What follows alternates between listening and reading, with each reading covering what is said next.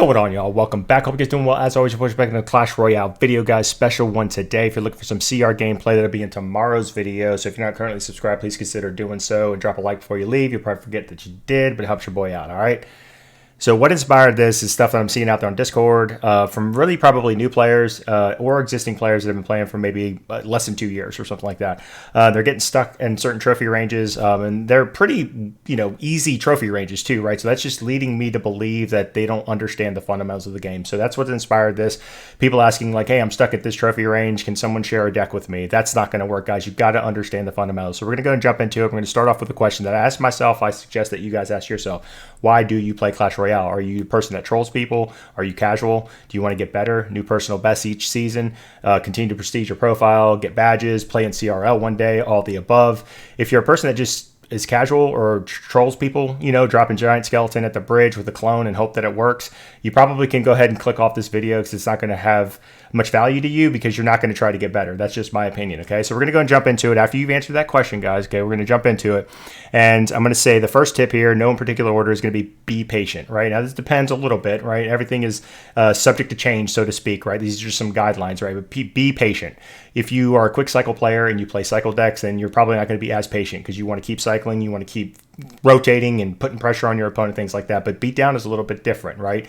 The later the match goes on, the more it favors person that's playing more of a heavier deck. Okay, so play patient. Learn your opponent's cards, right? Learn your opponent's counters, right? Things like that. Try to outcycle them, things of that nature, right? So play patient. Don't spam stuff, okay? Don't just drop stuff at the bridge, rage, with an E-Spirit in the back or something like that, right? And just cross your fingers and hope that your opponent's cycle is off. They don't have the right counters in hand when the battle first starts. Don't do that. You're never going to get better. You might win one, you might win two, but I promise you're going to lose a lot more than you're going to win, and you're not going to get better. Okay, the next one is there will always be hard counters, guys, no matter what. Not saying those are not winnable games, but they're going to be a lot harder. So you're going to get matched up, and you're just going to get hard countered, okay? That happens, all right? So just know hard counters happen. There's nothing you can do about it but try your best and hope that they make a mistake, right? That's where the fundamentals will help you the most, okay? All right, the next thing is, let's see, learn your opponent's cards and win conditions, right? Like I said, it kind of plays into play patient, but you got to see if someone drops a Hog Rider at the bridge, that's their win condition. They may have more, but that is their win condition, okay? It might be a hog bait kind of a thing. I don't know. They could have multiple win conditions, but that is their win condition. So once you learn that, you have to think to yourself, my deck counters it this way. There's more advanced techniques about card counting and elixir, the elixir counting and things like that. It's a little more advanced techniques, but if you work your way toward that, then you can always know where his or her cycle is and where your cycle is, and you can defend appropriately, right? All right, so know your opponent's win conditions and cards. All right, know when to take damage. This one is a hard one, okay? It was a hard one for me to learn as well because I felt like I always wanted to protect every single bit of my tower. But there's times when you're down a little bit of elixir that you just need to take that damage. And especially if it's only like, I don't know, a couple hundred HP, it's nothing, right? If you can take a couple hundred HP damage on your tower, but you can build up a push, a counter push, defend, then push, to have a max elixir to really punish your opponent, do that. It is worth that 200 or so HP. So know when to take damage, guys, okay? Elixir management, all right? You cannot just spam stuff all over the place and deplete your elixir and not try to work towards your win condition push. Know your push, right? If you just don't even care about your elixir, you're going to get punished, okay? It happens, and different decks, sometimes it works, depending, especially if you're hard counter, but if you do not manage your elixir and you don't watch that and you support the wrong things, you will lose the game. It's that simple. It is all about elixir management, guys, okay? That's probably the number one tip, okay? All right, tile placement and troop interactions, right? That's key, right? Because placing a building on this tile versus this tile to draw, like if a giant can get drawn into the center, but you can even bring it one tile to the right to get them even more, so both arena towers are hitting, and it buys you another second or two, guys. That little bit of interaction and understanding that will help you progress and get better and help you defend appropriately, and to add not only time on your side, but more elixir. That could be another 1 or 2 elixir bars, right? To help you build your push and defend, okay? So definitely learn tile placement and troop interactions, their ranges, okay? Splash unit, Baby Dragon is different than a Musketeer, or Wizard is different than, the Night Witch. Whatever the case is, the tile ranges, understand those interactions. It's important, okay? You got to study it. It's educating yourself, okay, guys? All right, don't support a dead push. All right, dead push, it's a dead push. Okay, if you have something kind of marching and you're going to support that, but you know they can counter it or something like that, or you have a half health giant for whatever reason because you kited or something along those lines, don't support that. Right, let it all die and reset. Okay, because if you support that, by that time of you trying to support it, they've already gained some elixir. They likely have a troop on the map already to where they're going to build a counter push. And now you have just supported something that's going to give you 0 value, and you're going to go ahead and have to defend something with not even half of your elixir because you supported something that was dead while they were accumulating their elixir. Okay, guys? So because you got to remember, for you to kite something, they're bringing something already down. They've already placed stuff on the map. Okay, now you're late to the game there, right? So if you're late to the game, they're only going to punish you after. So don't support a dead push, okay? Learn the different deck archetypes, okay? You have to learn that, whether it's beatdown, siege, bait, cycle, hog cycle, whatever the case is, any of those things, right?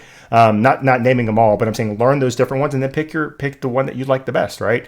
I don't like beatdown, not because I think it's fine. I'm not that patient of a player to the point where I'm waiting. Golem, it's just so slow. I'm a quick cycle, hog, miner, whatever the case is, those kinds of decks, wall breakers, that's what I like. But study those deck types, pick 1 or 2, and one trick them, okay? Learn them, and here's one of the best pieces of advice I can give. The game has been out for a long time. Try to pick win conditions, like Hog Rider is an example, that you don't think will get nerfed, okay?